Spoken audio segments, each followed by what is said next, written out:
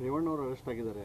ಈ ಎಲ್ಲ ಇದ್ರದ್ದು ಇಫೆಕ್ಟಿನ ಮತದಾನ ಮೇಲೆ ಆಗುತ್ತೆ. ನೋಡಿ, ಇದನ್ನು ಮಾಡಿದವ್ರು ಯಾರು ಅನ್ನೋದು ಸ್ಪಷ್ಟವಾಗಿ ನಿನ್ನೆ ದೇವರಾಜೇಗೌಡರು ಹೇಳಿದ್ದಾರೆ. ಅವರೆಲ್ಲ ಇದನ್ನು ಆಡಿಯೋನು ಬಿಡುಗಡೆ ಮಾಡಿದ್ದಾರೆ.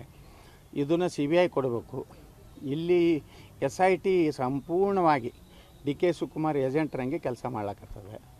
ಇದರಿಂದ ಅದಕ್ಕೆ ನ್ಯಾಯ ಸಿಗುವುದಿಲ್ಲ. SIT ಒಳಗಿರುವ ಅಧಿಕಾರಿಗಳೆಲ್ಲ ರಾಜ್ಯದವರು, ಅವರೆಲ್ಲ ಏನು DK ಶಿವಕುಮಾರ್ ಒಂದು ಕಂಟ್ರೋಲ್ದಾಗಿರೋದ್ರಿಂದ ಮತ್ತು ನೇರವಾಗಿಯೇ ಹೇಳ್ತಾರೆ DK ಶಿವಕುಮಾರ್ ಹೆಸರಲ್ಲಿ ತೆಗಿಬೇಕಂತ ಹೇಳಿದ ಮ್ಯಾಗೆ ಇದು ನಿಶ್ಚಿತವಾಗಿಯೂ ಈ SITದಿಂದ ನಮಗೆ ನ್ಯಾಯ ಸಿಗ್ಲಿಕ್ಕೆ ಸಾಧ್ಯ ಇಲ್ಲ. ಇದು CBIನೇ ಒಂದೇ ಪರಿಹಾರ. ಅದು ಕೊಡುವುದಿಲ್ಲ ಅಂದರೆ ಅರ್ಥ ಇದನ್ನೇ ಇವರೇ ಮಾಡಿಸಿದ್ದಂಥದ್ದು. ನಾನು ಮೊದಲೇ ಹೇಳಿದ್ದೆ, ಈ ಫ್ಯಾಕ್ಟ್ರಿನೇ ಈಗ ಒಂದು ಓಪನ್ ಆಗಿದೆ, ಇನ್ನೊಂದು ಓಪನ್ ಕೆಲವೊಂದು ದಿವಸನಾಗ ಆಗ್ತದೆ. ನೋಡ್ರಿ, ಇದು BJP 14 ನಮ್ಮ ಲೋಕಸಭೆ BJP ಅದಾವು, ಅಲ್ಲೇನು JDSನವ್ರು ಯಾವೂ ಇಲ್ಲ.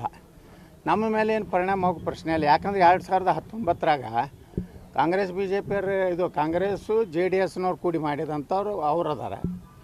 ಅವರು ಏನು ಇವತ್ತು ಮೊನ್ನೆ 24 ತಾಸಿನಾಗ ಆಗಿದ್ದಲ್ಲ, ಅದು 2019ರಿಂದ ಏನಾಗಿದೆ ಅದಕ್ಕೆಲ್ಲ ಕಾಂಗ್ರೆಸ್ಸೇ ಜವಾಬ್ದಾರಿ.